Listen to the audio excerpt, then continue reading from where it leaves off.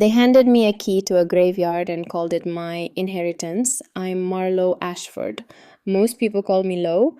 And on my 18th birthday, my stepmother kicked me to the curb with $100 bill and a rusty iron key that looked like it belonged in a museum. The key opened a cider mill. 85 acres of dead apple trees in the Blue Ridge Mountains. A place I hadn't seen since I was 8 years old. A place my grandfather built with his bare hands after he came home from 2 wars. Here's what they didn't tell me: that land wasn't worthless. It was a battlefield. And my grandfather didn't abandon it. He turned it into a fortress. He left me letters, 48 of them, each one a piece of a map, each one a weapon. Because the people who wanted that land, they didn't just want the dirt and the trees, they wanted to bury the truth. The truth about what they did to my father. The truth about why my grandfather spent his last year hiding evidence instead of fighting back. They thought I was just a scared kid with nowhere to go. They were wrong. This is the story of how I learned that some inheritances are worth dying for, and some are worth killing for. There are 3 kinds of inheritance in this world: the kind that makes you rich, the kind that makes you poor, and the kind that gets you killed. Mine was the third. On my 18th birthday, my stepmother handed me an envelope with $100 bill, a deed to 85 acres I'd never heard of, and a key so old it looked like it opened a dungeon. She didn't say goodbye, didn't hug me, just closed the door and locked it behind me. I should have taken the money and run. But curiosity is a dangerous inheritance too. And my grandfather, Thaddeus Ashford, war hero, stubborn bastard, and the only person who ever really loved me, he'd left me a question I couldn't ignore. Why did a dying man hide 48 letters in a cider mill instead of mailing them? The answer was buried under floorboards, hidden in gardens, locked in ammo cans from wars fought 70 years ago. The answer involved a dead father, a forged land deed, and a woman who had spent 20 years building an empire just to destroy my family. And it started with a key. My name is Marlo Ashford. Most people call me Lo. This is how I learned the truth. The house behind me was a colonial revival in suburban Virginia. White columns, black shutters, a lawn so perfect it looked painted on. My father had bought it 15 years ago, back when he still smiled, back when my mother was alive and the word family meant something other than obligation. Now it belonged to Vivian. Vivian Corbett Ashford, 42 years old, yoga instructor turned real estate agent turned wife number 2. She'd married my father 5 years ago when I was 13 and he was lonely enough to mistake attention for love. He died 2 years later. Heart attack, 48 years old. Dropped dead in the driveway coming home from work on a Tuesday. Vivian got the house, the cars, the bank accounts, everything. I got a bedroom that stopped feeling like mine the day he was buried. And now on the morning I turned 18, I got this: an envelope, a key, and the sound of a door closing with the kind of finality that makes your stomach drop. I stood on the sidewalk and stared at that perfect house. The tulips in the beds were red and yellow, Vivian's favorite colors. She'd ripped out my mother's roses the first spring after the wedding, said they were too much work. My duffel bag sat at my feet. Everything I owned that mattered fit inside it. Clothes, a few books, my mother's wedding ring on a chain, a photo of my grandfather in his army uniform, 19 years old, standing in front of a troop carrier somewhere in France. I opened the envelope. The $100 bill was crisp, probably fresh from the ATM. The deed was folded in thirds, the paper thick and official, the kind with a gold seal embossed in the corner. And the key. God, that key. It was iron, heavy, the kind of weight that meant it was old, forged by hand, not stamped out in a factory. The teeth were intricate, worn smooth in places, like it had been turned 1,000 times by hands that were long gone. There was a sticky note attached to the deed in Vivian's looping handwriting. Your grandfather's problem, now it's yours. I felt something cold settle in my chest. Not anger, not yet. just a hollow kind of certainty that I was standing at the edge of something I didn't understand.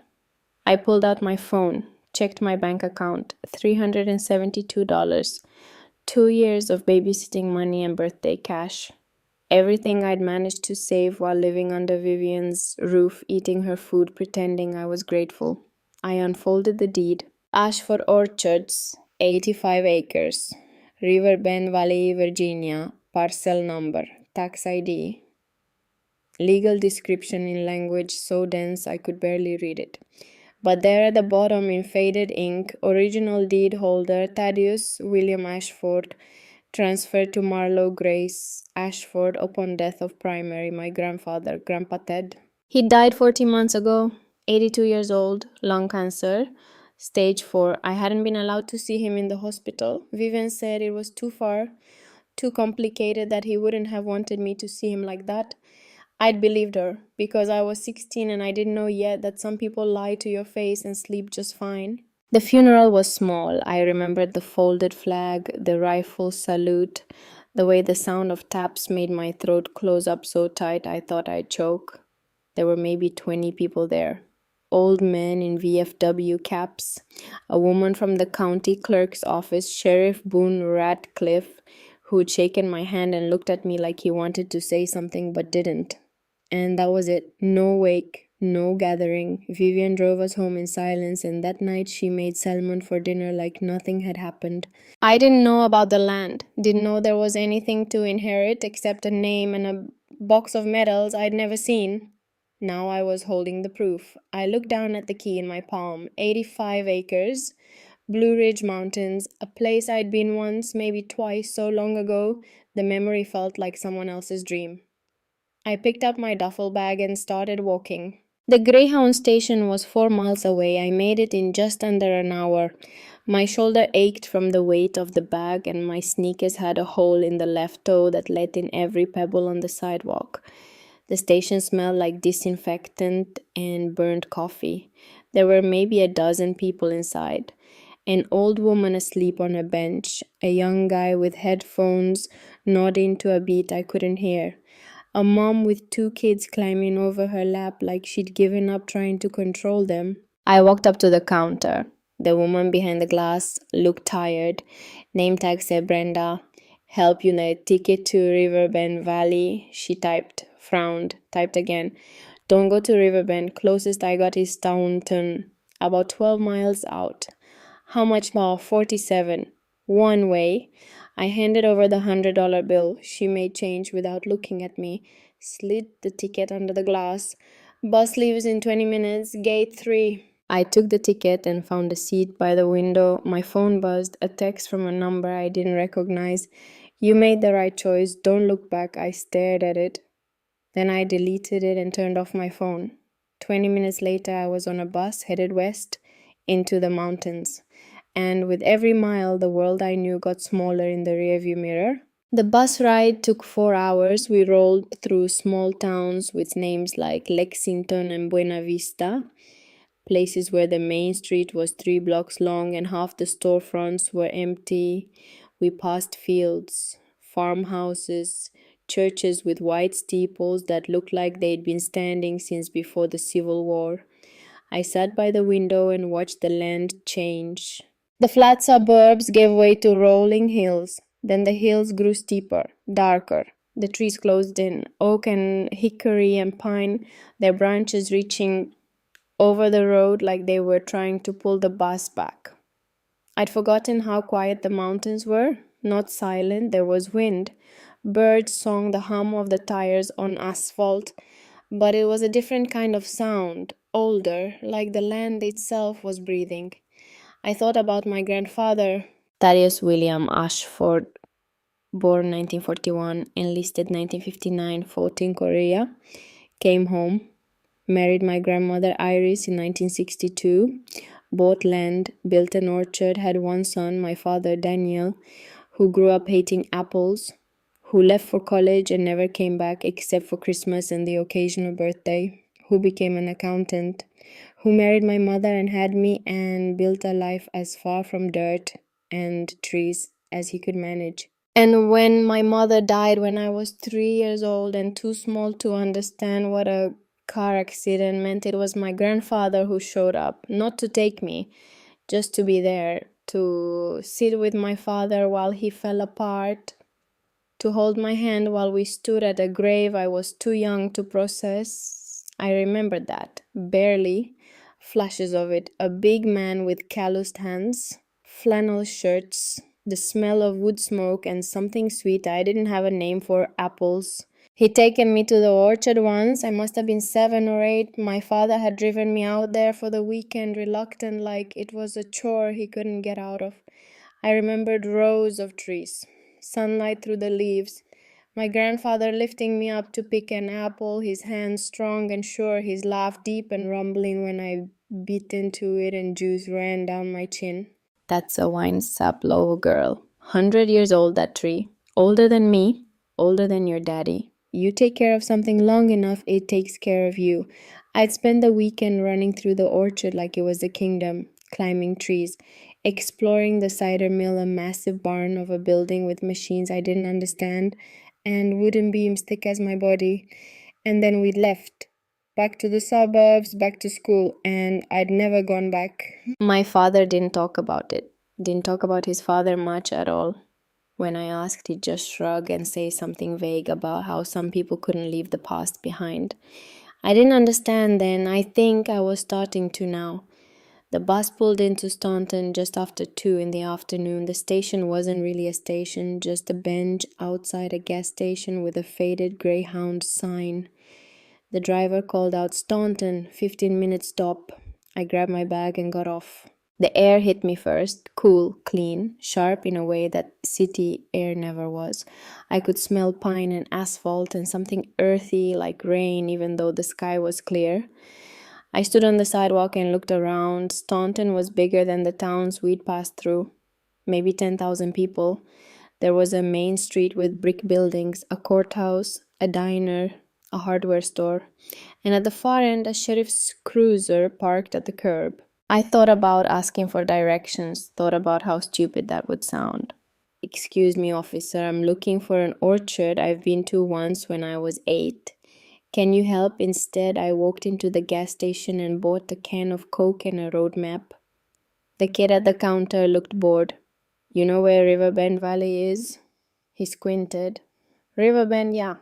Up Road 7, maybe 12 miles, not much there." "How do I get there?" "You got a car?" "No." He shrugged. "Hitch, I guess, or walk. Ain't no bus going out that way." I paid for the map and the Coke and walked outside. Unfolded the map on the bench, found Staunton. Traced my finger along Route 7. There it was, Riverbend Valley. A tiny dot, no main roads, just a thin line that looked more like a suggestion than a highway. 12 miles. I'd walked 4 this morning. I could walk 12 more. I shouldered my bag and started walking. The road out of Staunton climbed, steep enough that my legs started burning after the first mile. The asphalt turned rough, cracked, like no one had repaved it in 20 years. There were no sidewalks, just gravel shoulders and deep ditches on either side. I walked facing traffic the way my father had taught me when I was little, but there wasn't much traffic to face. Maybe one car every 10 minutes. Trucks mostly, pickups with tool chests in the beds, a rusted sedan that slowed down like the driver was thinking about stopping, then sped up again. I didn't blame them. I wouldn't pick me up either. After an hour, I stopped to rest. My shoulder was screaming. I sat on a guardrail and drank the Coke and stared at the view. The mountains rolled out in every direction, layer after layer of ridges, blue and hazy in the distance. The trees were starting to turn, patches of red and gold against the green. It was beautiful in a way that made my chest ache. I thought about Vivienne back in that perfect house, thought about the life I just walked away from, and I didn't feel anything. Not regret, not relief, just a strange kind of emptiness, like I'd been cut loose from an anchor I didn't know I was dragging. I finished the Coke, crushed the can, kept walking. By the time the sun started sinking, I'd made it maybe 8 miles. My feet were blistered, my back was soaked with sweat, and the road ahead looked exactly like the road behind. Then I saw the sign, wooden, hand painted, faded so badly I almost missed it. Riverbend Valley, population 912. I stopped, stared at it. 912 people. That was it. That was the whole town. I kept walking. The road curved, dropped down into a narrow valley with a creek running alongside it. The trees thickened, the air got cooler. And then around a bend, I saw it. Riverbend Main Street was 4 blocks long, brick buildings, 2 stories, faded awnings. There was a post office, a general store with a Coca-Cola sign in the window, a diner called Opal's, a hardware store, a church with a white steeple. And at the end of the street, a sheriff's station. No traffic light, no parking meters. Just a few trucks parked diagonally along the curb. I walked down the middle of the street because there was no one to stop me. A man came out of the hardware store, older, maybe 70, overalls and a John Deere cap. He looked at me, nodded, I nodded back. He got into his truck and drove away. I stopped in front of the general store. The sign above the door said Finch's General, established 1947. Through the window, I could see shelves lined with canned goods and flour sacks. A woman behind the counter, white hair pulled back in a bun. I pushed the door open. A bell chimed. The woman looked up, smiled. "Help you, honey." "I'm looking for Ashford Orchards." Her smile faded. Not gone, just shifted, like she'd heard something she wasn't expecting. "Ashford Orchards," she repeated slowly. "Yeah, I've got the address, but I don't know how to get there." She came around the counter, wiped her hands on her apron. She was small, thin, the kind of thin that came from age, not hunger. Her eyes were sharp. "You're Thad's granddaughter." It wasn't a question. I nodded. "Marlowe." "Lowe," I said. People call me Lowe." She studied me long enough that I started to feel uncomfortable. Then she smiled again, softer this time. "You look like him. Got his eyes, stubborn eyes." She held out a hand. "Opal Finch. I knew your granddad since we were kids." I shook her hand. Her grip was stronger than I expected. "The orchard's about 2 miles north, up Ashford Road. Can't miss it. Big white farmhouse at the end, or what's left of it." "What's left of it?" Her smile thinned. "Thad's been gone over a year, honey. Place hasn't exactly been maintained." "Is it bad?" She hesitated. "It's not good." I felt something tighten in my chest. "How do I get there?" "You walking?" Yeah." She glanced at the window. The light outside was turning gold. Long shadows. "You got maybe an hour of daylight left. You want to wait till morning? I got a room upstairs, $5. I thought about it. $5. That left me 48 from the 100. "I appreciate it," I said, "but I think I need to see it now." Opal nodded slowly. "I figured you'd say that." She walked back behind the counter, pulled out a flashlight, handed it to me. "Take this. Road gets dark fast. And low." I looked at her. "Your granddad was a good man. Whatever you find out there, remember that." I didn't know what to say, so I just took the flashlight and nodded. Outside, the air had turned cold. I found Ashford Road at the north end of town. It wasn't paved, just gravel and dirt rotted from rain and time. I started walking. The road climbed, steeper than Route 7. The trees pressed in on both sides, thick and dark. I could hear the creek somewhere to my left running fast over rocks. My legs were shaking, my shoulders screamed. But I kept going. After a mile, the trees thinned. I came around a curve and stopped. There it was, Ashford Orchards. The first thing I saw was the fence. Wire, sagging, rusted in places, held up by posts that leaned like drunks. Beyond the fence, rows of apple trees stretched up the hillside, dozens of them, maybe hundreds. But they were wild, overgrown. The grass between the rows was waist high, the branches twisted and gnarled, covered in ivy and dead leaves. And at the top of the hill, the farmhouse. White clapboard, 2 stories, a wraparound porch. It might have been beautiful once. Now the paint was peeling. Several windows were boarded up. The roof sagged in the middle like a sway-back horse. Next to the house was the barn, bigger than the house, massive. The kind of barn that belonged in a history book. The wood was weathered gray. The doors hung open crooked on their hinges. I stood there and stared. This was it. This was my inheritance, 85 acres of ghosts. I walked through the gap in the fence. The grass was wet, soaked my jeans to the knees. I climbed the hill toward the house, my breath coming hard. Up close, it was worse. The porch steps were rotted through in places. The front door was locked, but the frame was so warped I could see daylight through the gaps. I tried the key. It didn't fit. Wrong lock, wrong door. I walked around the house, checked the back door, same thing. Then I looked at the barn, the cider mill. I crossed the yard. The barn doors were open just enough for me to slip through. Inside, the air was cool, damp. It smelled like old wood and rust and something faintly sweet. Apples. Even after all these years, the smell was soaked into the walls. The space was cavernous, high ceilings, beams thick as tree trunks. In the center of the floor sat the press. A massive thing, iron and wood. The screw was as thick as my waist, rising up to a wooden beam that must have been 20 feet long. Below it, a round stone base, stained dark. Around the press vats, barrels, tables covered in dust, so thick it looked like snow. I walked slowly, my footsteps echoed. This was where my grandfather had worked, where he'd spent 50 years of his life turning apples into something people wanted, and now it was a tomb. I walked to the far end of the barn. There was a workbench against the wall, tools hanging on pegboards, wrenches, hammers, saws, everything coated in that same thick dust.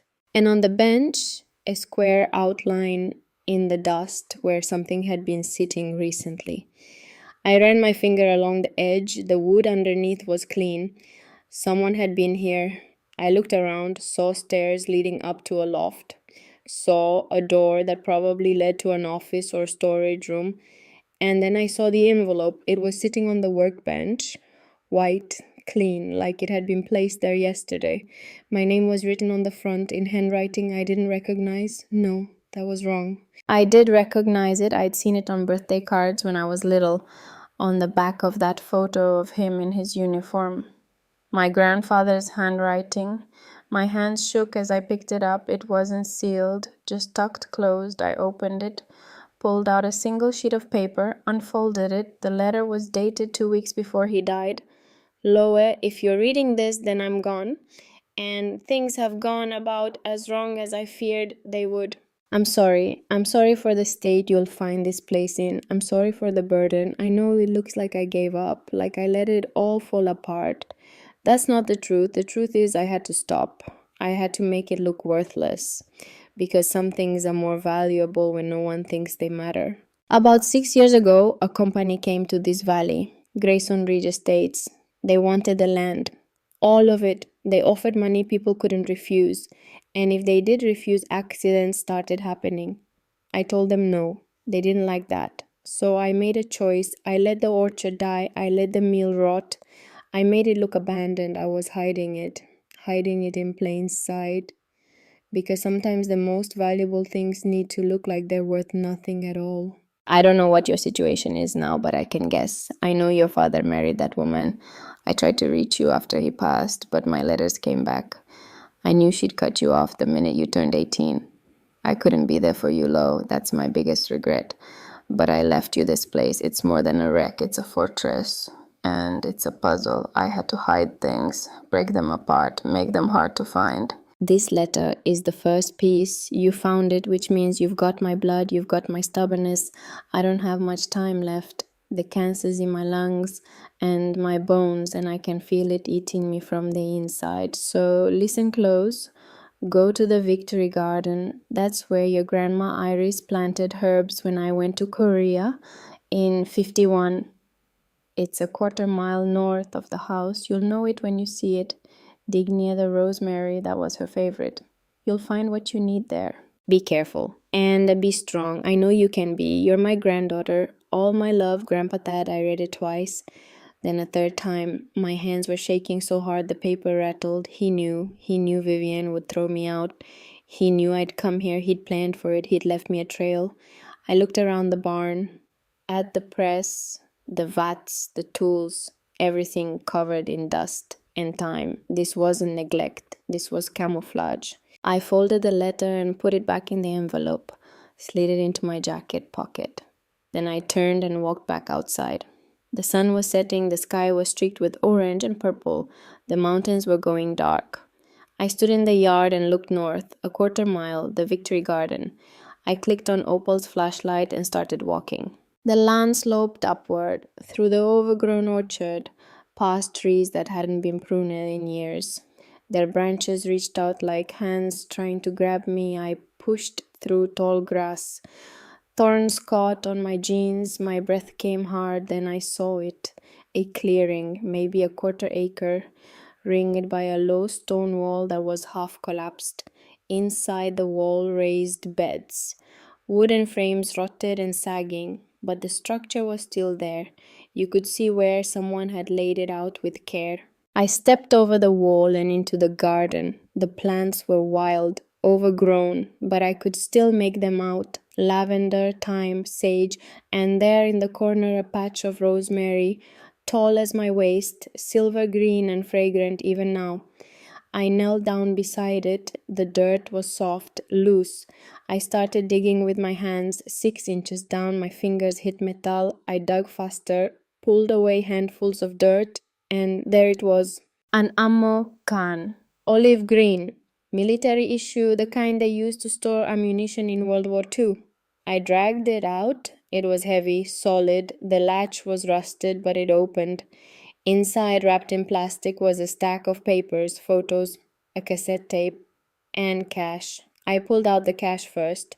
20s and 50s and hundreds bundled together with rubber bands. I didn't count it. Didn't need to. There had to be thousands of dollars here. Then I looked at the photos. The first one showed the orchard, trees in full bloom, white blossoms everywhere. It looked like heaven. The second showed a creek, the same creek I'd walked past. But in the photo, the water was dark, oily, and on the bank barrels, industrial barrels with warning labels. The third photo showed a man, older, 60s maybe, suit and tie, standing in front of a sign that said Grayson Ridge Estates. He was smiling. I flipped the photo over. There was writing on the back. Victoria Grayson, CEO, The Wolf, Victoria.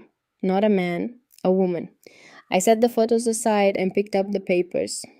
There were documents, land surveys, tax records, legal filings, and at the bottom a title page, Evidence of Fraud, Grayson Ridge Estates, 2015 to 2023. My heart was pounding so hard I could hear it in my ears.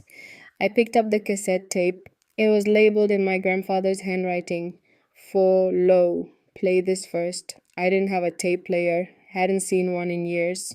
But I knew where I'd find one. I put everything back in the ammo can, closed the lid, picked it up, and started walking back toward the barn. By the time I got there, the sun was gone. The sky was deep blue, fading to black. Stars were starting to come out. I went back into the barn, found a storage room in the back. There was an old desk, a filing cabinet, and on the shelf covered in dust, a portable cassette player. I wiped it off, checked the batteries, dead. I searched the drawers, found a pack of batteries, put them in. The player clicked on. The little red light glowed. I put the tape in, pressed play. There was static, a hiss, and then his voice. Deep, rough, tired, but unmistakably him. Lowe, Low, my girl. If you're hearing this, I guess you made it through the letters. Good, good. This part is hard. I need you to know why. Why I couldn't just fight them head on, why I had to hide. He paused. I heard him take a breath. It rattled in his chest. 6 years ago, Grayson Ridge came to Riverbend. They wanted to build a resort, high-end, luxury cabins, a golf course. They bought up most of the valley, paid top dollar for some folks. For others, they played dirty. They came to me in 2018, offered $500,000. I said no. This land's been in our family since 1953. I fought 2 wars for the right to own something. I wasn't selling. They didn't like that. Accidents started happening. A tractor flipped, broke my wrist. Fire in the south orchard. Lost 40 trees. Then the creek got poisoned. Chemical runoff killed the fish, made the water unusable. I knew it was them. I started documenting everything, photos, dates. I even recorded some of the phone calls. But here's the thing, Lo, I couldn't go to the police, couldn't go public because they had leverage. He paused again, longer this time. Your father, Daniel. In 2020, he started having heart problems, irregular heartbeat. The doctors put him on medication, digoxin. It's a heart drug, keeps the rhythm steady. Grace and Rich, they have connections everywhere, pharmacies, doctors. I don't know how they did it, but I know they did. Daniel's medication was tampered with, not enough to kill him fast, just enough to make him weaker, sicker. And they told me, Victoria Grayson herself called me, said if I didn't sell, Daniel would die. I didn't believe her. I thought it was a bluff. Then in 2022, Daniel died. Heart attack. The coroner said it was natural, but I got a copy of the blood work, unofficial, from a friend. Digoxin overdose, slow poisoning over months. They killed him low. They killed my son to get to me, and I couldn't prove it, not in a way that would hold up in court. All I had was circumstantial, so I made a choice. I stopped fighting. I let the orchard rot. I let them think they'd won. But I didn't sell. I held on. And I waited. I waited for you. His voice broke. Just a little. Just enough that I felt it in my chest like a punch. You're young. You're smart. You've got something I didn't have. You've got time. The evidence is all there. Photos, documents, recordings. It's enough to start a case. Maybe not enough to win, but enough to fight. I left you money, 28,000. It's not much, but it's enough for a lawyer, enough to file injunctions, enough to make them hurt. There's a lawyer in Staunton, Fletcher Hayes. He used to work for big firms. Now he takes cases no one else will. He's a good man, expensive but good. Hire him, show him the evidence, make them pay for what they did or don't. You don't owe me anything, Lo. You don't owe this land anything. You can take that money and disappear. Start fresh somewhere, build a life. I wouldn't blame you, but if you stay, if you fight, know that I am proud of you, know that you're not alone, and know that this land, this place, is worth fighting for. Not because of what it's worth in dollars, but because it's ours, because your grandma and I built it from nothing, because we raised your father here, because it's the last piece of something good in a world that's trying to turn everything into profit. I love you, lower girl. Be strong. The tape clicked off. I sat there in the dark, in the silence, in the barn that smelled like apples and ghosts. And for the first time since my father died, I cried. Not quiet tears, not polite tears, big ugly sobs that shook my whole body. I cried for my father, for my grandfather, for my mother who'd been gone so long I barely remembered her face. I cried for the girl I'd been this morning, standing on that perfect sidewalk holding a key and thinking the worst thing that could happen was homelessness. I cried because I understood now. I understood what had been taken from me, what had been stolen. And when I was done, when there were no tears left, I sat up, wiped my face on my sleeve, and I made a choice. I wasn't running, I was staying, and I was going to make them pay. I spent that first night in the barn. There was no power in the farmhouse, no water. The barn at least had a roof that didn't leak. I found some old blankets in the storage room, shook out the dust and spiders, made a bed on the floor near the desk. I ate a granola bar from my bag, drank from a water bottle I'd filled at the gas station in Staunton. And I lay there in the dark, staring up at the rafters, listening to the wind move through the trees outside.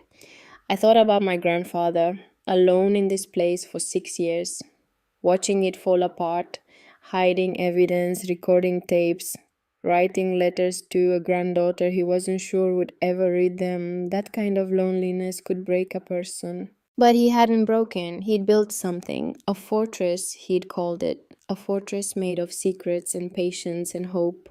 And now it was mine. I closed my eyes. Tomorrow I'd go into town, find this lawyer, Fletcher Hayes, show him the evidence. Tomorrow the war would start, but tonight I was just a girl, 18 years old, alone in a barn in the mountains, holding onto a key that weighed more than iron.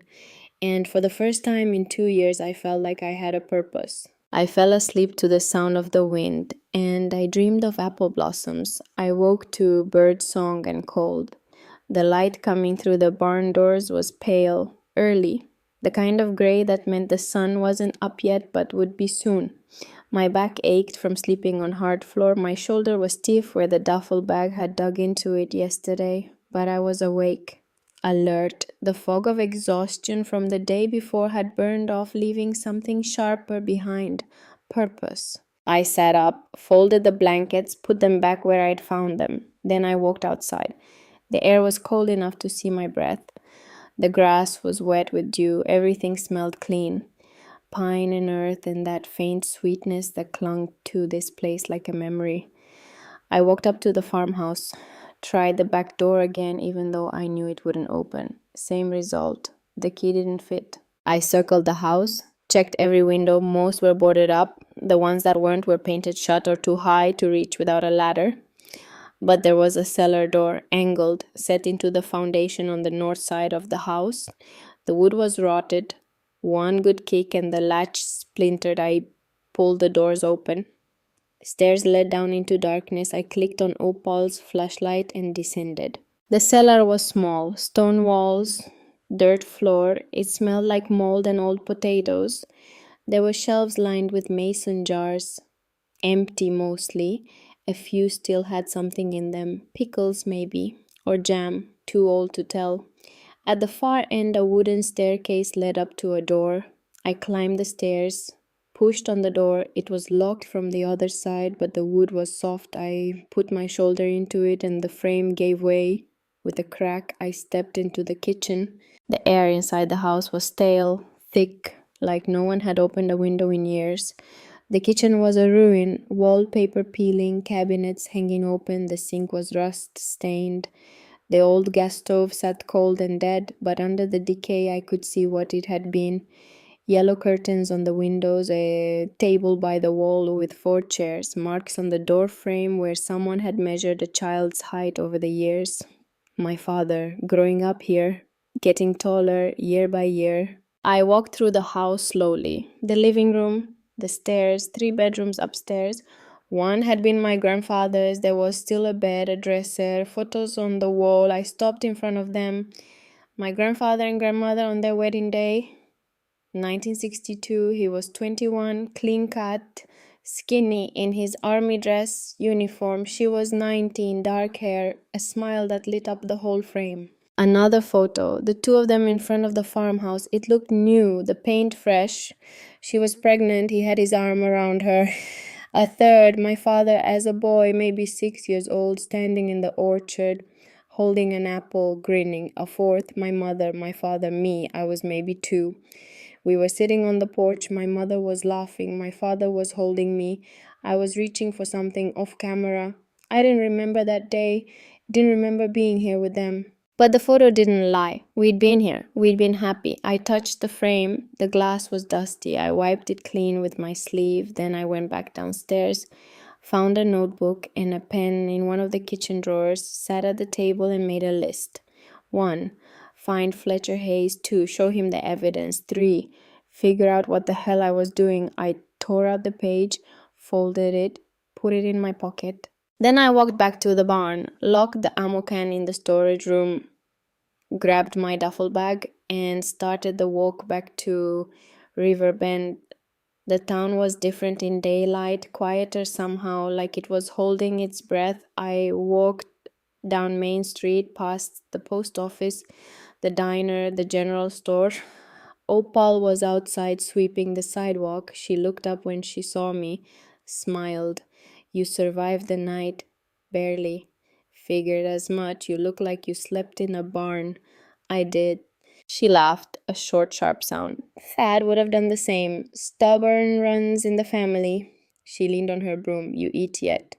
No, ma'am. Go on over to the diner. Tell Opal sent you. Breakfast is on me.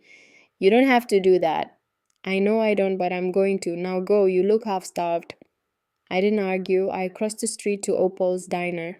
Inside it was warm, smelled like coffee and bacon. There were maybe 6 tables. A counter with stools, An older woman behind the counter, not Opal, someone else.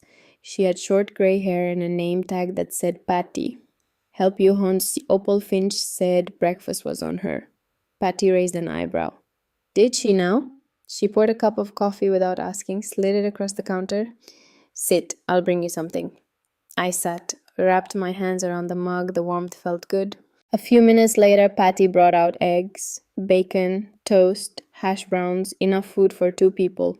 I can't eat all this. Try? I tried. Got through most of it. The first real meal I'd had in 2 days. When I finished, Patty refilled my coffee. You're the Ashford girl. Word travels fast. Small town, not much else to talk about. She leaned on the counter. Your granddad used to come in here every Saturday morning, same order every time. 2 eggs, bacon, wheat toast, black coffee. Sat right where you're sitting, read the paper, didn't talk much, but he tipped good. I didn't know what to say to that. He was a good man, Patty said quietly. Whatever you heard, whatever people tell you, remember that. Why does everyone keep saying that? Patty's face changed, something careful sliding into place, because not everyone thought so. Why not? She straightened up, picked up a dish rag, started wiping the counter. That's not my story to tell, hon. You want answers? Talk to Boone. Sheriff Radcliffe. That's the one. He knew Thad better than anyone. She glanced at the clock on the wall. He'll be in his office by now. End of the street. Can't miss it. I finished my coffee, left a $5 bill on the counter even though Opal had said it was covered. Patty pushed it back. Save your money. You're going to need it. I walked down to the sheriff's station. It was a small brick building, single story, an American flag out front, a cruiser parked in the gravel lot. The door was unlocked. Inside was a front desk, empty, a couple of chairs, a bulletin board covered in notices, wanted posters, community events. A voice called from the back, "Be right out." I waited. A minute later, Sheriff Boone Radcliffe came through a door. He was tall, broad-shouldered, late 60s. His left sleeve was pinned up at the elbow where his arm ended. He wore his uniform like it was part of his skin. He stopped when he saw me. His face didn't change, but something in his eyes did. "Miss Ashford." "Sheriff, heard you made it in yesterday. Opal called. News travels." "It does." He gestured to a chair. "Sit. You want coffee?" "I'm fine." He poured himself a cup anyway, came back and sat across from me. He moved carefully, like everything hurt, but he'd learned to live with it. "You find the orchard?" "I did." "What did you think?" "It's worse than I expected." He nodded. "Thad let it go on purpose, you know that, right?" "I know now." "Good." He sipped his coffee. "You find anything else?" I looked at him, really looked at him. The lines on his face, the scars, the way he held himself like a man who'd been to war and never quite came back. He left me a letter and a tape. Boone's jaw tightened. "Then you know about Grayson Ridge."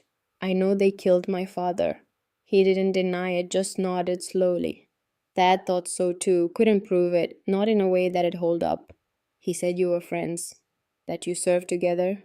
"Korea, 51 to 53. I was a private, he was my sergeant. Saved my life at Incheon." He gestured to his missing arm. "Lost this to a landmine.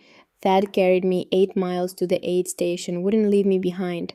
That kind of thing bonds you." "He said there's a lawyer, Fletcher Hayes." Boone's eyebrows went up. "He told you about Fletcher. Said he was the only one with the guts to take on Grayson." "That's true enough." Boone leaned back in his chair. "Fletcher used to work for big corporate firms in Richmond. Made a lot of money defending companies like Grayson Ridge. Then his daughter got sick. Asthma, bad.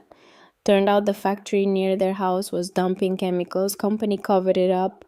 Fletcher tried to blow the whistle. They buried him, destroyed his reputation. He lost everything. And now he works out of a one-room office in Staunton. Takes cases no one else will touch. He's good, expensive, but good. Thad left me $28,000. Boone whistled softly. "And that'll get you started. Fletcher charges $250 an hour, but he's worth it." "Will he take the case?" "If the evidence is solid, yeah. He hates Grayson Ridge. They destroyed his life. He'd love a chance to return the favor." Boone set down his coffee. But Lo, you need to understand what you're walking into. Grayson Ridge has money, power, connections. They've bought half the county, judges, inspectors. Hell, the state congressman is on their payroll. You go after them, they'll bury you. They already did. I've got nothing left to lose. He studied me for a long moment, then he smiled. Grim, tired. You really are Thad's granddaughter. I stood up. Can you give me Fletcher's number? Boone pulled out a notepad, wrote down a name and number, tore off the page, and handed it to me. Tell him I sent you. He owes me a favor. Thank you. Don't thank me yet. This is going to get ugly. I walked back to the general store. Opal let me use the phone behind the counter. I dialed the number Boone gave me. It rang 3 times, then a man's voice answered, flat, tired. Hayes Law. Mr. Hayes, my name is Marlowe Ashford. Sheriff Radcliffe gave me your number. There was a pause. Ashford, as in Thaddeus Ashford? He was my grandfather. Another pause. Longer. I'm sorry for your loss. Dad was a good man. Everyone keeps saying that. Because it's true. His tone shifted, more alert. What can I do for you, Miss Ashford? My grandfather left me evidence against Grayson Ridge Estates. I need a lawyer who'll fight them. Silence on the other end. Then what kind of evidence? Photos, documents, recordings, proof of fraud, sabotage, and, I think, murder. I heard him exhale. Where are you now? Riverbend. Can you get to Staunton? I can walk. Don't stay there. I'll come to you. Give me 2 hours. Mr. Hayes? Call me Fletcher, and Miss Ashford, don't talk to anyone else. Don't show that evidence to anyone. Grayson Ridge has eyes everywhere. Understand? I understand. Good. I'll see you in 2 hours. He hung up. I put the phone down. Opal was watching me from the doorway. Fletcher is coming. How did you know small town? She said again. And I know that look. You're going to war. I don't have a choice. There's always a choice, honey, but I respect the one you're making. She came back behind the counter, pulled out a set of keys. You can't stay in that barn. Place isn't fit for living. There's an apartment above the store. Used to rent it out. It's yours if you want it, 50 a month. Opal, don't argue. You need a place. I need a tenant. It's business. I looked at her. This woman who barely knew me, who was offering me kindness I didn't deserve. Why are you helping me? Her face softened. Because Dad asked me to. Before he died, he came in here, gave me $500. Said if his granddaughter ever showed up, I should look after her. She held out the keys. So that's what I'm doing. I took the keys. My throat was tight. Thank you. Don't mention it. Now go upstairs, get cleaned up. You've got a lawyer coming and you look like you've been dragged through a hedge backward. The apartment was small. 1 room, a bed, a kitchenette, a bathroom with a shower that sputtered but worked. I took the longest shower of my life. Washed 2 days of dirt and sweat and exhaustion off my skin. Changed into clean clothes, brushed my hair. When I looked in the mirror, I barely recognized myself. I looked older, harder, like something inside me had shifted. I went back downstairs. Opal handed me a sandwich without a word. I ate it standing at the counter. Then I walked back to the orchard, retrieved the ammo can from the barn, carried it back to town. By the time I got back to the general store, a truck was pulling up outside. Navy blue, dented. A man got out, Fletcher Hayes. He was younger than I expected, late 30s maybe, tall, thin, dark hair going gray at the temples. He wore jeans and a button-down shirt with the sleeves rolled up. Looked more like a carpenter than a lawyer. He saw me standing there with the ammo can, walked over. Marlowe Ashford, low. He held out a hand. Fletcher Hayes. I shook it. His grip was firm, calloused. You brought the evidence. I nodded. Let's go inside. We went up to the apartment. I set the ammo can on the table, opened it. Fletcher stood over it, looked at the contents. His face didn't change, but I saw his jaw tighten. He picked up the photos one by one, studied them, set them aside. Then he picked up the documents, read through them carefully, made notes on a legal pad he'd pulled from his bag. Finally, he picked up the cassette tape. You listen to this? Yes. What's on it? I told him. Everything my grandfather had said about the sabotage, the threats, my father's death. Fletcher listened without interrupting. When I finished, he sat down, rubbed his face. This is good. This is really good, but it's not a smoking gun. What do you mean? I mean, it's circumstantial. The photos show illegal dumping. That's a crime. We can use that. The land survey show boundary fraud. That's another crime. But the murder allegation, that's harder. He said my father was poisoned, digoxin overdose. Did the coroner's report say that? No, my grandfather got blood work, unofficial. From who? I don't know. Fletcher shook his head. Without an official autopsy, without a medical examiner on record saying it was homicide, we can't prove murder. Best we can do is file a wrongful death suit. But even that's a stretch. I felt something cold settle in my chest. So they get away with it. I didn't say that. He leaned forward. Here's what we can do. We file for an injunction against Grayson Ridge, freeze the operations in Riverbend while we investigate the boundary fraud. That'll buy us time. Then we go after them for environmental violations, illegal dumping, that's federal. EPA gets involved, that's serious. Well, how long will that take? Months, maybe years. I don't have years. You don't have a choice. This is how the law works, slow, methodical. But if we do it right, we can hurt them. We can cost them money, tie them up in court, make them bleed. I looked at the evidence spread out on the table, my grandfather's last act, his final weapon. How much will this cost? My retainer is 10,000. That covers the first 40 hours. After that, it's 250 an hour plus filing fees. Expert witnesses, we're looking at 50-60,000 before we're done. I have 28. Then we'll work with that. I'll take the case on contingency. If we win a settlement, I get a percentage. If we lose, you don't owe me anything beyond the retainer. Why would you do that? He looked at me, really looked at me. And for the first time, I saw something in his eyes, something raw. Because Grayson Ridge destroyed my life. They poisoned my daughter, ruined my career. I've been waiting for a chance to hit back. This is it. I held out my hand. Then we have a deal. He shook it. We have a deal. Over the next 3 days, Fletcher and I built the case. He brought files. Depositions from other families Grayson had pushed out. Public records showing shell companies and hidden assets. Expert testimony on environmental damage. We worked in the apartment above the general store, spreading documents across the table, matching dates, building a timeline. Fletcher was meticulous. He checked everything twice, made me go over my grandfather's tape again and again, pulling out specific details, times, names, places. Grayson's lawyers will pick this apart, he said. We need to be airtight. On the third day, Opal came upstairs with a box. Found this in the back, Dad's things. He left them here before he died, said to give them to you if you ever came back. Inside the box were more letters, a journal, and a photograph.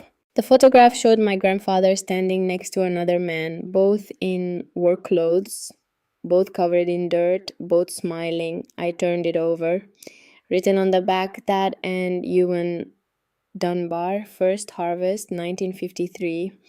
Who's Ewan Dunbar? I asked. Fletcher looked up. Dunbar, I know that name. He pulled out his laptop, typed, frowned. Ewan Dunbar, Korean War veteran, bought land in Riverbend Valley in 1953, part of a cooperative, died in 2019. A cooperative? Fletcher kept reading. His eyes got wider. Holy hell. What? He turned the laptop toward me. Riverbend Valley Land Cooperative. Established 1953, 12 Korean War veterans pooled their money to buy 600 acres, set up as a perpetual trust. Can be sold unless a majority of original families agree. So Grayson Ridge bought out 11 families, but if even one family still holds their share, the trust is still active, and if the trust is active, Grayson's purchases are invalid. Are there any families left? Fletcher scrolled. Ewan Dunbar died 2019, survived by one son, Callum Dunbar. Last known address, Beckley, West Virginia. I looked at the photo, at my grandfather's smile, at Ewan Dunbar beside him. We need to find Callum. Fletcher was already grabbing his keys. Let's go. Beckley was 4 hours away. We took Fletcher's truck. Drove through mountains that got steeper and darker as we went. We didn't talk much. I watched the land pass. Thought about my grandfather and Ewan Dunbar, two men who'd fought a war together, who'd come home and built something, who'd believed in the American dream hard enough to pool their money and buy it. And now it was down to their children, me and Callum, two people who'd never met, holding the last pieces of something that mattered. We reached Beckley in the early afternoon. It was a cold town, dying.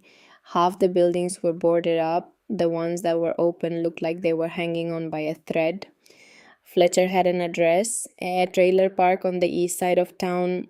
We found it. Rows of single wides on gravel lots, rusted cars, chain link fences. Fletcher parked. You ready, Mo? No. Good, that means you're smart. We walked up to the trailer that matched the address. It was pale blue, faded. The skirting was torn in places. There was a pickup in the driveway, old. Primer patches on the hood. Fletcher knocked. A dog barked inside. A man's voice yelled at the dog to shut up. The door opened. The man who answered was in his early 50s. Stocky, balding. He wore a stained t-shirt and jeans. His face was weathered. Hard. Help you know, Callum Dunbar, who's asking him. Fletcher held up a business card. Fletcher Hayes, attorney. This is Marlowe Ashford. We're here about the Riverbend Valley Land Cooperative. Callum's expression changed. Something flickered behind his eyes. I don't know what you're talking about. Yes, you do. Your father was Ewan Dunbar. He was one of the founding members. Callum looked at me. Ashford, you Thad's kin. His granddaughter. He stared at me for a long time, then he stepped back. You better come in. Inside the trailer was small, cramped, a couch, a TV, dishes in the sink. It smelled like cigarettes and old coffee. Callum gestured to the couch. We sat. He stayed standing. Your granddad was a good man. My dad talked about him till the day he died, said Thad saved his life in Korea, carried him 8 miles after he stepped on a mine. I heard that story. Callum nodded. Dad came home, no money, no prospects. Dad put together the co-op, 12 guys, all vets, pooled every dime they had, bought that valley, built it from nothing. His voice got rough. It was supposed to be forever, a place for us, for our kids. What happened? Life happened, guys died, families moved. By the time I inherited Dad's share in 2019, I was the only one left besides Dad. And Thad was dying. Grayson Ridge came after you, Fletcher said. Callum laughed, bitter. They offered me 1.8 million for a 4-acre piece of land that's worth maybe 50 grand. I knew what that meant. They were buying me out, buying the co-op out. If I sold, the trust was dead. Why didn't you? He looked at me. Because my dad made me promise. On his deathbed, he said, don't sell to those bastards, Cal. That land is sacred. Dad and I bled for it. Don't let them turn it into condos. So you didn't sell? No, but I should have. He sat down, rubbed his face. I'm broke, Miss Ashford. I worked in the mines for 30 years. Got black lung, can't work anymore. I'm on disability, barely covers the rent. I got medical bills I can't pay. I'm 3 months behind on my mortgage. Bank's going to foreclose in 60 days. How much do you owe? 50,000. Fletcher and I looked at each other. If we pay off your mortgage, I said slowly, will you help us? Callum's head snapped up. You got 50 grand. Not yet, but I will. From where? My grandfather left me money. Not enough to cover everything, but enough to start. Callum leaned back, stared at the ceiling. What do you need from me? Your signature, Fletcher said, to reactivate the land trust. With you and Marlowe as the only surviving members, you have majority control. We can invalidate Grayson's purchases, tie them up in court for years. And what happens to my 4 acres? It stays yours forever. That's how the trust works. Callum looked at me. Your granddad really left you money? 28,000. It's not 50, but it's a start. What about the rest here? We'll figure it out.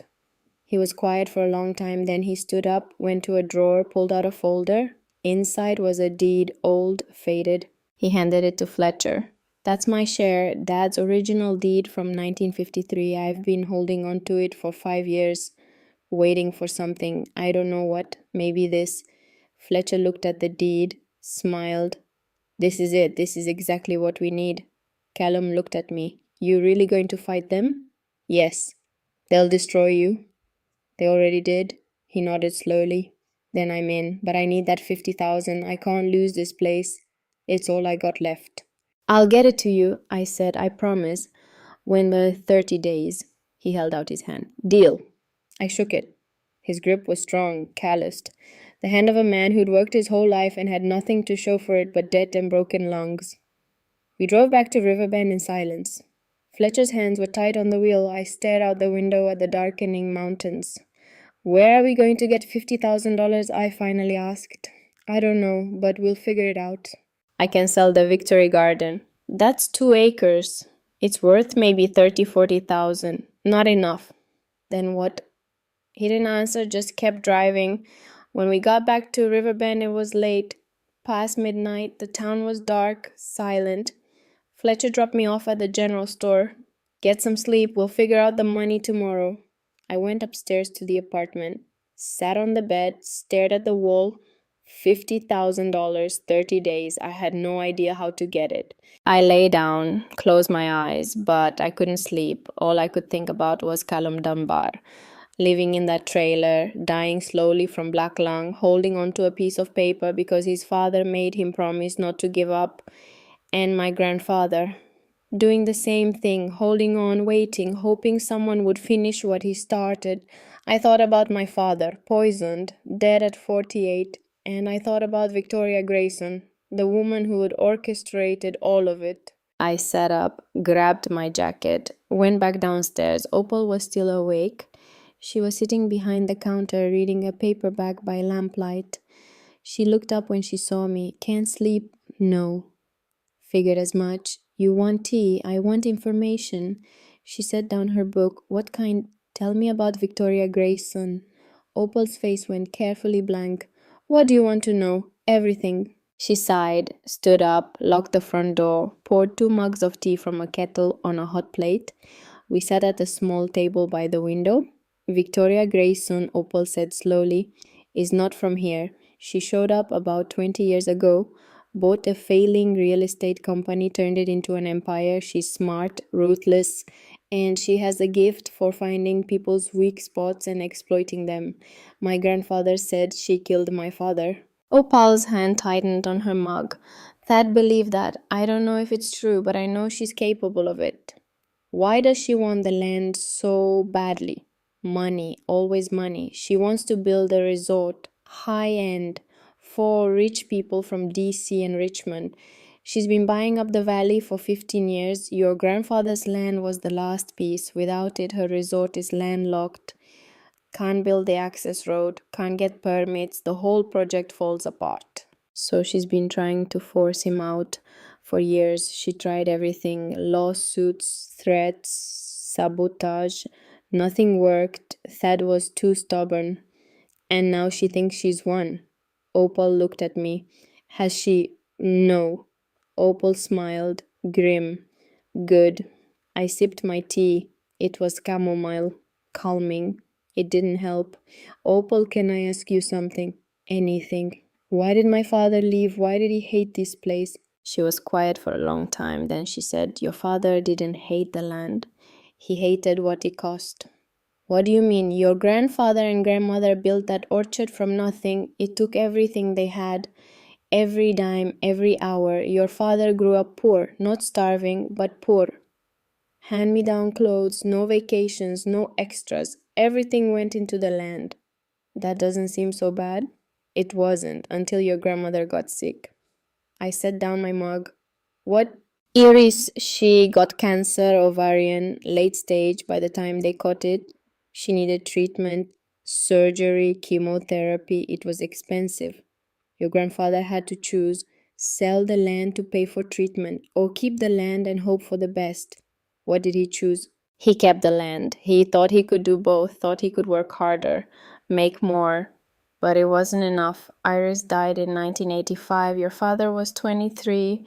He blamed Thad, said he chose apples over his wife. They never really reconciled. I felt something crack in my chest. My grandfather let her die.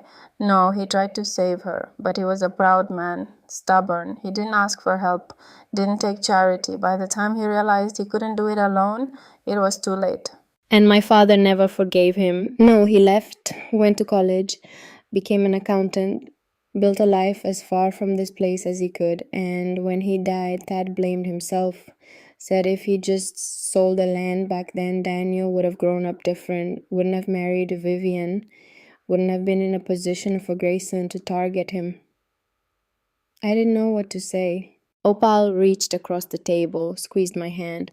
Your grandfather made mistakes, but he loved your father, and he loved you. Everything he did, every choice he made at the end, it was for you. I nodded. My throat was too tight to speak. We sat in silence, drinking tea, watching the empty street outside. Finally, I said, I need $50,000 and I don't know where to get it. Opal looked at me. What for?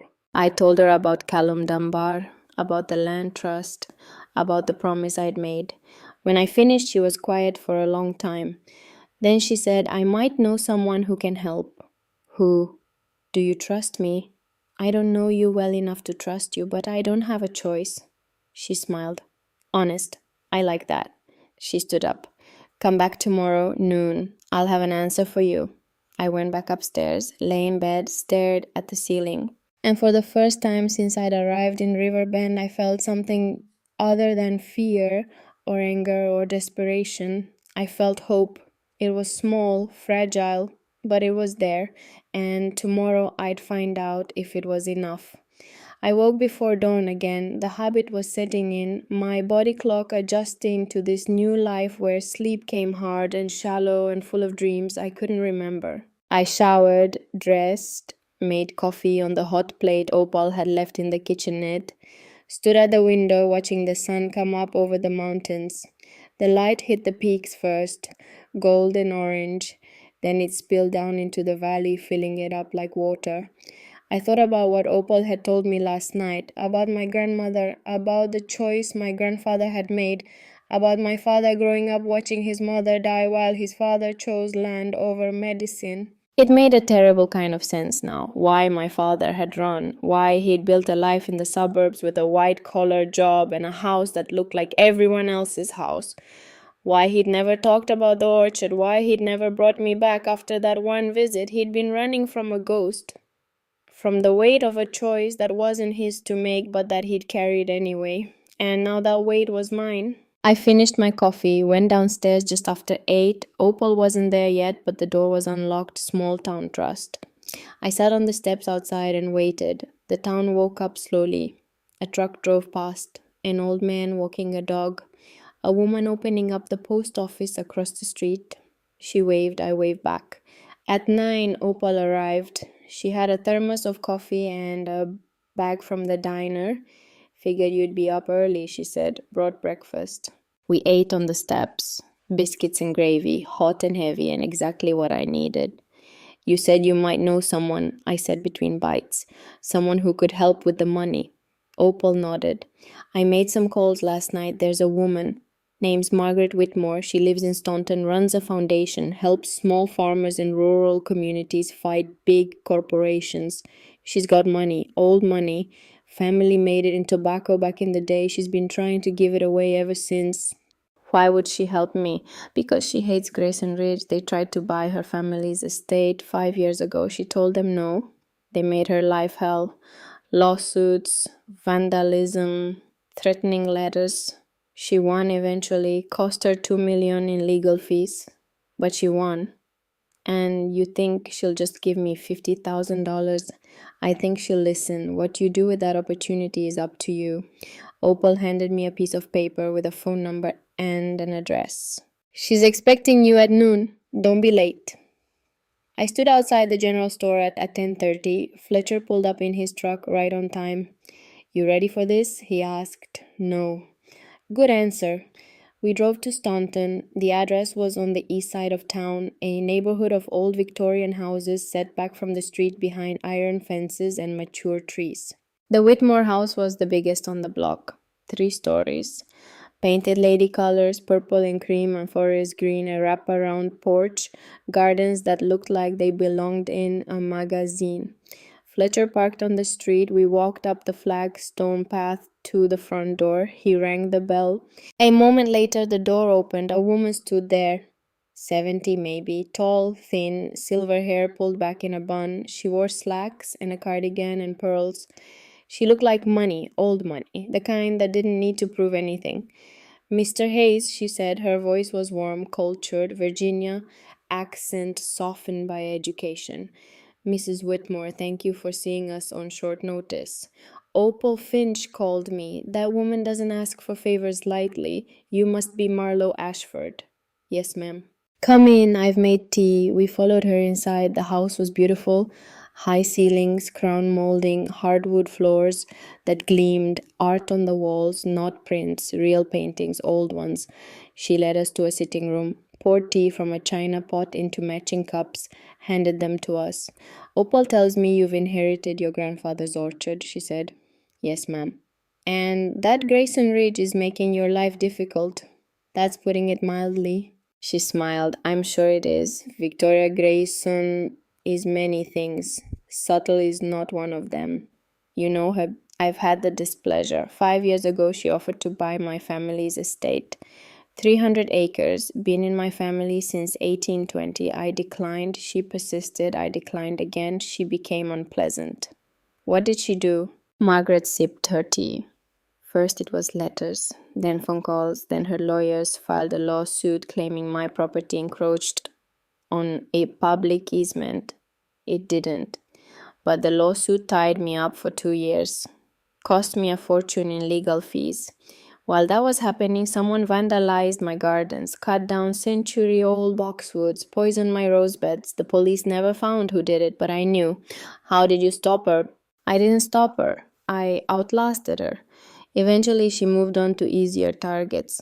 Your grandfather, the Dunbars, others. She set down her cup. Opal says you need money. Yes, ma'am, $50,000. I'm trying to reactivate a land trust. The man who holds the other share is about to lose his house. If I can pay off his mortgage, he'll help me fight Grayson Ridge. And if you can, then Grayson wins. They'll take the land, build their resort, and everyone who died protecting that valley will have died for nothing. Margaret was quiet for a long moment, studying me. How old are you, Marlowe? 18. And you're taking on a multi-million-dollar corporation alone. I'm not alone. I have Fletcher and Sheriff Radcliffe and Opal and Callum Dunbar. That's a very small army. It's the only one I've got. She smiled. Your grandfather was a stubborn man. I met him once, years ago, at the county meeting. Grayson Ridge was trying to push through a zoning change. Thad stood up and spoke against it. He was the only one. Everyone else was too scared. But not him. He looked Victoria Grayson in the eye and told her to go to hell. I admired that. He paid for it. Yes, he did. She stood up, walked to a desk in the corner, opened a drawer, pulled out a checkbook. She wrote a check, tore it out, handed it to me. I looked at it. $50,000. Made out to Callum Dunbar. I can't accept this. Yes, you can. Mrs. Whitmore, Margaret, and you can. Because I'm not giving it to you. I'm investing in you, in that land, in the idea that sometimes the small guy wins. What if I lose? Then you lose, but at least you'll have fought. She folded my fingers around the check. Your grandfather died fighting. Your father died because someone was afraid of what your grandfather represented. Don't let that be for nothing. I didn't know what to say. My throat was too tight. Fletcher stood up. Thank you, Margaret. This means everything. Don't thank me yet. Just win. We drove straight to the bank, deposited the check, wired the $50,000 to Callum Dunbar's account. I called him from Fletcher's truck. It's done, I said when he answered. Check your account. The money's there. Silence on the other end. Then you're serious, dead serious. Who the hell are you people? We're the people who don't quit. He laughed. A rough, disbelieving sound. All right then. What do you need? Your signature on a document reactivating the land trust. Fletcher's going to email it to you. Sign it, send it back, and then we go to war. I'll sign it tonight. Thank you, Callum. Don't thank me, just win. The same words Margaret had said. Just win. Like it was simple. Like all we had to do was want it bad enough. But I was starting to learn that want wasn't enough. You needed luck and money and people who believed in you. And somehow, impossibly, I was starting to have all three. The next morning, Fletcher filed the paperwork, a motion to reactivate the Riverbend Valley Land Cooperative with signatures from both surviving members, me and Callum. He also filed an injunction freezing all Grayson Ridge's development in Riverbend Valley pending investigation into boundary fraud. And then we waited. I spent the time working on the orchard. It gave me something to do, something to focus on besides the growing knot of anxiety in my stomach. I borrowed tools from Opal, a machete, pruning shears, work gloves. I started clearing the overgrowth, cutting back the grass, trimming the dead branches from the apple trees. It was hard work, physical. My hands blistered, my back ached, but it felt good, like I was doing something, like I was taking back what had been stolen. Sheriff Boone stopped by on the third day. He stood at the edge of the property watching me work. You're making progress, he said. I wiped sweat from my forehead. Not enough. It's a start. He walked up the hill toward me. Fletcher filed the injunction. I know. Grayson's going to respond, probably within the week, and when they do, it's going to get ugly. I'm ready. Are you? He looked at me, really looked at me. You're 18 years old. You've been here less than 2 weeks. You don't know what you're walking into. Then tell me. He sighed, sat down on a fallen log. I sat next to him. Victoria Grayson doesn't just fight in court, he said. She fights everywhere. She'll come after you personally. She'll dig into your past, find every mistake you've ever made, every vulnerability, and she'll use it. I don't have a past. I'm 18. Everyone has something, and if she can't find it, she'll make it up. She'll plant stories, spread rumors, turn people against you. By the time she's done, half this town will think you're a con artist trying to steal your grandfather's land. Why are you telling me this? Because I don't want you to be blindsided, and because I want you to have a chance to walk away. Margaret's money bought you an exit. You could take it, disappear, start over somewhere safe. Is that what you think I should do? He was quiet for a long moment. No, I think you should fight, but I needed to give you the option. I'm not walking away, he nodded. Then you should know something about Victoria Grayson, about why she is the way she is. What about her? She wasn't always like this, cold, ruthless. She used to be different. What happened? Her father, Gerald Grayson, he died in 1979, car accident, right here, on the road that runs past your orchard. Something cold slid down my spine. What? He crashed his car, single vehicle accident, drunk, hit a tree, died before the ambulance got there. What does that have to do with my grandfather? Boone's face was grim. Your grandfather found him. Thad was driving home from the mill. Late night, saw the car, stopped, called it in, tried to help, but Gerald was already gone. So my grandfather tried to save him. Yeah, but that's not the story Victoria tells. What story does she tell? She tells people that Thad killed him, that they fought, that Thad ran him off the road, that he let him die. I felt like I'd been punched in the stomach. That's insane. It is, but she believes it, or at least she's convinced herself she does. She was 2 years old when her father died, grew up without him. Her mother was poor, struggled. Victoria blamed Thad, built her whole life around that blame, became successful to prove she was better than the man who killed her father. But he didn't kill him. No, but facts don't matter when you've spent 40 years nursing a grudge. I stared at the orchard, at the trees my grandfather had planted, at the land he'd fought for. So this isn't about money, it's about revenge. It's about both. Victoria wants your land, but she also wants to destroy your grandfather's legacy, to prove he was nothing, that everything he built was worthless. She's wrong, I know, but you're going to have to prove it. That night I couldn't sleep. I kept thinking about Victoria Grayson. about her father dying on this road, about her growing up thinking my grandfather was a murderer. I got up, put on my jacket, walked out into the orchard.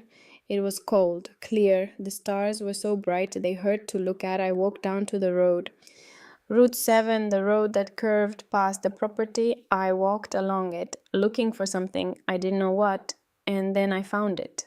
A tree, old, scarred, the bark split down one side, decades old damage, healed over but still visible. This was it. This was where Gerald Grayson had died. I stood there for a long time, staring at the tree, thinking about a man I'd never met, who'd made bad choices, who'd died alone on a dark road, and about his daughter, who'd spent her whole life hating the wrong person. I heard footsteps behind me, turned. Sheriff Boone was walking up the road. He had a flashlight. Figured I'd find you here, he said, because you're Thad's granddaughter. You need to see things for yourself. He stopped next to me, looked at the tree. I was there that night. I was a deputy, 22 years old. It was my first fatal accident. What happened? Gerald Grayson left the bar in town around midnight, drunk, too drunk to drive, but he drove anyway, lost control on the curve, hit the tree head on, his skull fractured, internal bleeding. He was dead before we got there. And my grandfather. Dad found him 10 minutes after the crash, pulled him out of the car, started CPR, called for help, did everything right, but Gerald was already gone. So why does Victoria think Dad killed him? Boone was quiet for a moment because she needed someone to blame, and Thad was there. Plus, there's more to the story, something people don't talk about. What Gerald and Thad knew each other. They'd had a fight. Earlier that day, Gerald owed Thad money, $5,000, a business loan. Gerald lost it gambling. Thad demanded payment. They argued. Gerald threatened Thad, said he'd burn down the orchard if Thad pushed him. Did Victoria know that? Not at first, but she found out later, when she was older, going through her mother's things. Found letters, documents, the story changed in her head. She decided the crash wasn't an accident. She decided Thad ran him off the road or let him die or something. The truth didn't matter anymore. She needed someone to hate. And that someone was my grandfather. Yeah, I looked at the tree, at the scar in the bark. Poon, is there any proof, any evidence that Gerald's death was just an accident? There's the police report, medical examiner's report, witness statements. It's all in the county archives. Can we get it? Already did. He reached into his jacket, pulled out a folder. Figured you'd ask. I took the folder, opened it. Inside were photocopies. The police report from October 14th, 1979. Witness statement from Thaddeus Ashford. Medical examiner's findings, blood alcohol level, time of death. Everything confirmed what Boone had said. Accident, not homicide. And at the bottom, an attachment, an EMT report. I read it carefully. And then I saw it. Defensive bruises on Thaddeus Ashford's arms and chest, consistent with physical altercation. Boone, this says my grandfather had bruises. Yeah, from the fight earlier that day. Gerald attacked him. Your grandfather defended himself, but he didn't want to press charges, didn't want to ruin Gerald's life. So he told the EMTs it was from work, moving equipment. But that means Gerald attacked him and then drove drunk and killed himself. That's exactly what it means. Does Victoria know this? I don't know, maybe not, but it doesn't matter.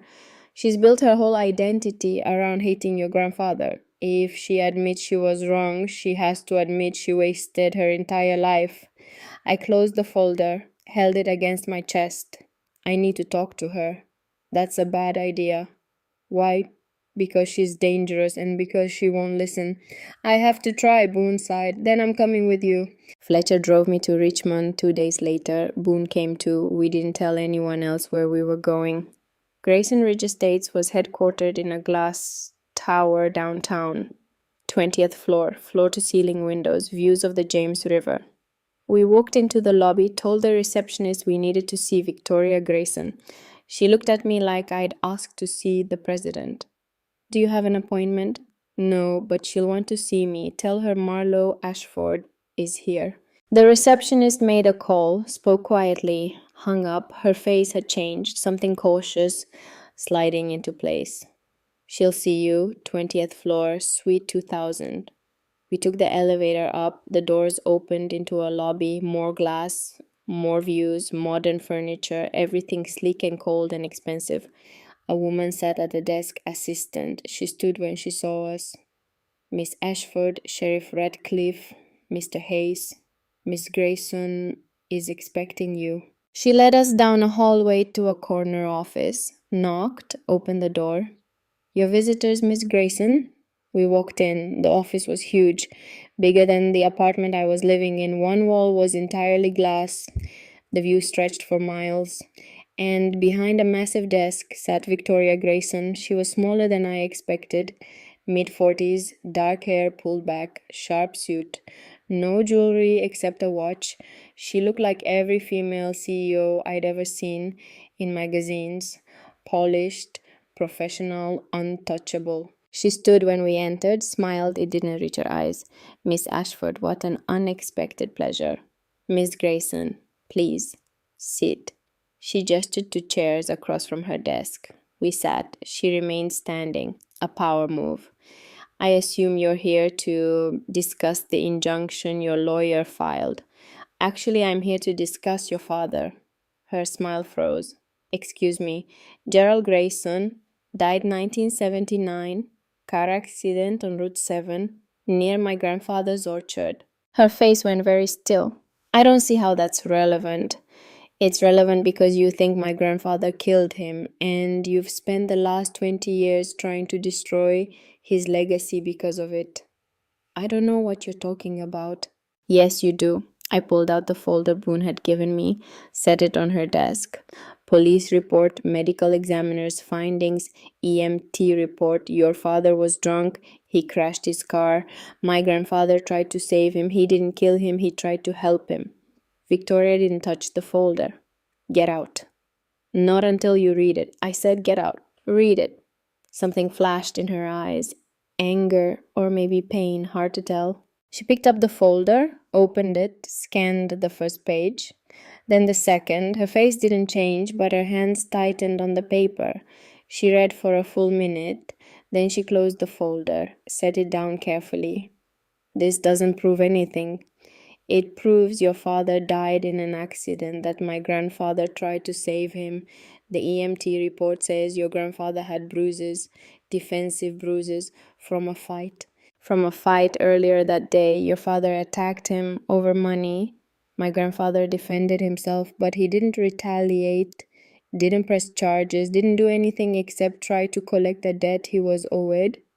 You don't know that. Yes, I do, because that's who he was, and if you'd ever actually looked into it instead of building a revenge fantasy, you'd know it too. She stared at me, her face was a mask, but behind it I could see something cracking. Why are you here, Miss Ashford?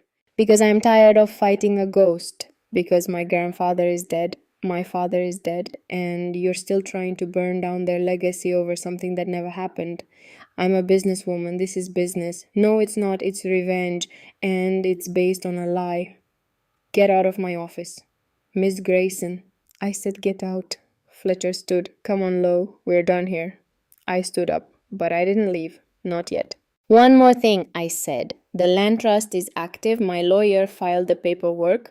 Callum Dunbar signed. You can't buy the land, you can't develop it, and if you keep trying, we're going to bury you in lawsuits until you're bankrupt. Victoria's eyes narrowed. You're making a mistake. Maybe, but it's my mistake to make. I turned and walked out. Fletcher and Boone followed. We didn't speak until we were back in the truck. That went well, Fletcher said dryly. She didn't listen. Did you expect her to? I don't know, maybe. I thought if I showed her the truth, she'd stop. People don't work that way, especially people like Victoria Grayson.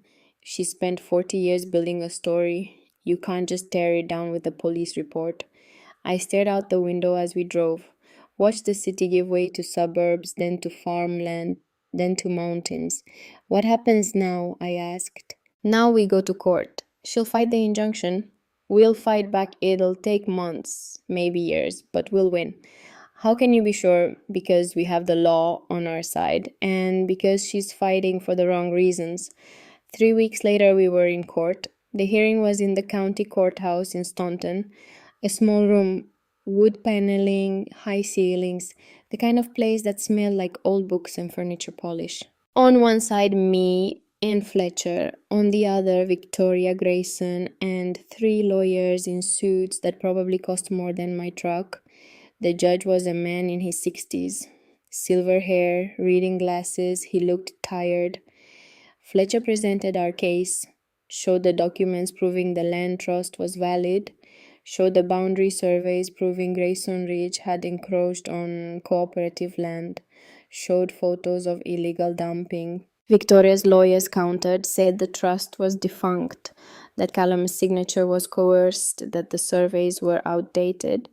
It went back and forth for 2 hours. Finally, the judge held up a hand. Enough. I've heard enough. He looked at both sides.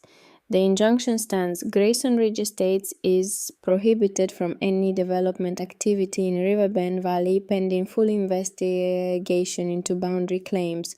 Court adjourned. He banged his gavel. Fletcher turned to me, smiled. We won. That's it. That's round one. There'll be more, but for now, yeah, we won.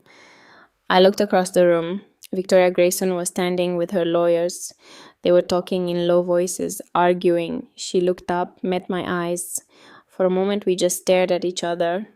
Two women, divided by a lie, bound by land that neither of us would let go. Then she turned and walked out. Over the next 3 months, the fight continued. Grayson Ridge filed appeals. We countered, they hired investigators. We did too. They leaked stories to the press. We held press conferences. The local paper ran a story. Teenager takes on development giant. It went viral. Suddenly I was doing interviews, TV, radio, podcasts. People started showing up at the orchard, volunteers offering to help. We planted new trees, fixed the fences, started rebuilding the cider mill. The orchard came back to life, and slowly, impossibly, we started winning. The EPA opened an investigation into Grayson Ridge's dumping. The state attorney general got involved. Other families who'd sold to Grayson started coming forward, saying they'd been coerced, threatened. The empire Victoria had built started to crack. And then one day my phone rang. It was a number I didn't recognize. Hello, Miss Ashford. This is Victoria Grayson. I almost hung up, but something in her voice stopped me. She sounded different, tired, defeated. What do you want? I want to talk in person. No lawyers, just you and me. Why? Because I'm done fighting. We met at a diner halfway between Riverbend and Richmond. Neutral ground, I got there first. Sat in a booth by the window, ordered coffee I didn't drink. She arrived 20 minutes later. She looked older than she had in her office. Thinner, the polish was gone. She wore jeans, a sweater, no makeup. She slid into the booth across from me. We sat in silence for a moment. You were right, she said finally. About my father, about your grandfather. I read the reports, all of them. I had my own investigators look into it. Everything you said was true. I know. I spent 40 years hating a man who tried to save my father's life. I built my entire career on revenge for something that never happened. Why are you telling me this? Because I want to make it right. She pulled out a folder, set it on the table. This is a settlement offer. I'm dissolving Grayson Ridge Estates, selling all the land I bought in Riverbend Valley. I'm offering it to the families I forced out below market value, and I'm offering you your grandfather's 18 acres back for free. I stared at the folder, didn't touch it. Why? Because my father was a drunk and a gambler and a violent man, but he didn't deserve to die alone on a dark road. And your grandfather, whatever else he was, tried to help him. That means something. What about the resort, your company? Gone. I'm shutting it down. I'm done. What will you do? She smiled, sad. I don't know. Start over. Maybe try to be someone my father would have been proud of if he'd lived long enough to get sober. She stood up. The papers are in the folder. Have your lawyer look them over. If they're acceptable, sign them. If not, throw them away. Either way, I'm done fighting you." She turned to leave. "Miss Grayson?" She stopped, looked back. "I'm sorry about your father." "So am I." She walked out of the diner, got into her car, drove away. I opened the folder, read through the documents. She was giving back everything: the land, the water rights, even agreeing to pay for environmental cleanup. It was over. We'd won. 6 months later, we held a harvest festival. The orchard was full. Hundreds of people, families from Riverbend, volunteers who'd helped to rebuild, reporters. Callum Dunbar drove in from West Virginia with his son. Margaret Whitmore came. Opal, Sheriff Boone, Fletcher, and his daughter. We pressed cider in the old mill. The machines ran for the first time in 7 years. The smell of apples filled the air. I stood on the porch of the farmhouse and looked out at the crowd, at the trees heavy with fruit, at the people laughing and eating and celebrating, at the land my grandfather had died protecting. And I thought about him, Thaddeus William Ashford. Stubborn, flawed, human. He'd made mistakes, let his wife die for pride, pushed his son away, spent his last years alone and dying and fighting a war he thought he'd lose. But he'd given me something, not just land, not just money. He'd given me a purpose, a reason to fight, a legacy worth protecting. I felt a hand on my shoulder.